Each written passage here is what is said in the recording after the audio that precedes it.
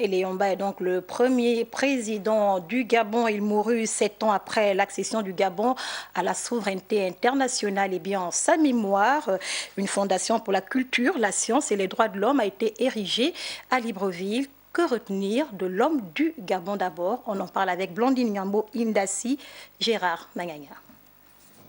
60 ans d'indépendance de notre patrie, le Gabon. Jour de gloire, jour de joie. Après 121 ans de colonisation, le peuple gabonais recouvrait sa fierté et sa dignité.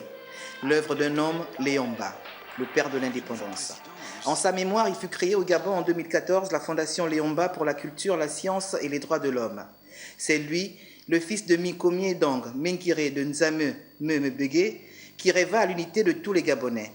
Mais 60 ans plus tard, que reste-t-il de l'homme du Gabon d'abord? Léomba, son itinéraire a été structuré à la fois par des méandres, mais surtout par des ressorts qu'il avait su tirer de l'adversité. Nous connaissons tous la fameuse déportation à Noubangui-Chari. L'écho de cette déportation minore les tracasseries au quotidien que le personnage a rencontrées, j'allais dire, toute son existence durant.